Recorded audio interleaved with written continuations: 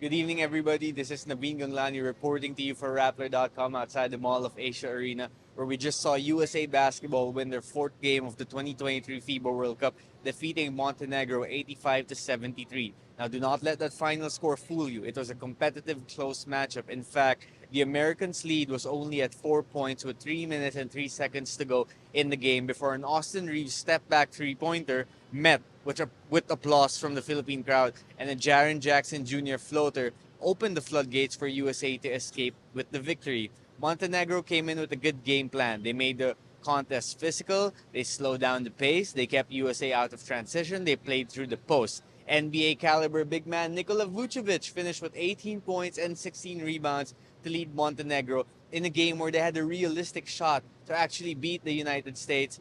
In the end, though, the talent and the potential and the capabilities of the Americans paved the way for their triumph. Anthony Edwards led the way with 17 markers for USA basketball. Austin Reaves had 12 points, Jackson Jr. had 11 points, and Halliburton and Jaren Jackson Jr. had 11 points apiece for the winning side. Five guys scored in double figures for USA.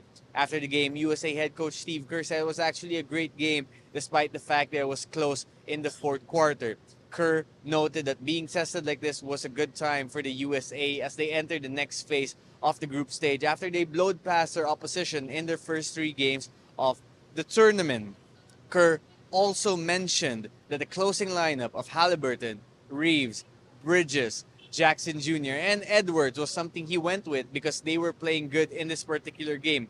That was also the closing lineup USA used in their exhibition tune-up against Germany, which went down the wire. Will we keep seeing it the rest of the way? That's something we will have to watch out for. Now, in their next game, USA will likely again be tested by Lithuania, another good European team with an NBA caliber big man in Jonas Valanciunas. Will Lithuania take notes from today's game and use the same strategy to try and counter USA, or will the Americans be ready for the game plan of Lithuania? Another interesting note, the Montenegro head coach mentioned that they used the 2-3 zone defense a few times to try and take USA out of their rhythm in offense. That's something to watch out for. Now, shifting gears, let's talk about Gilas Pilipinas, the Philippine men's national basketball team.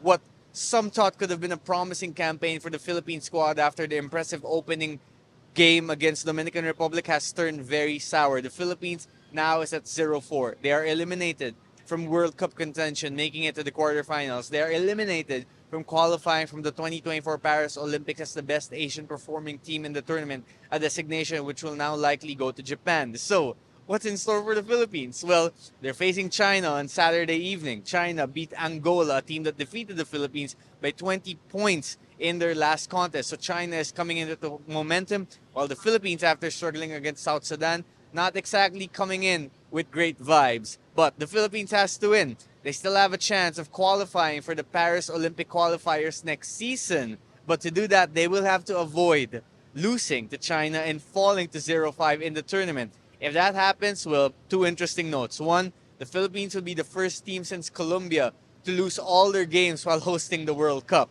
That hasn't happened since 1982.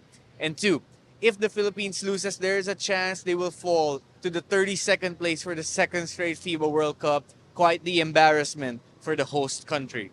We will see how it turns out, and we will see how USA performs in their next game against Lithuania. Until then, catch you next time. This is Naveen Ganglani for Rappler.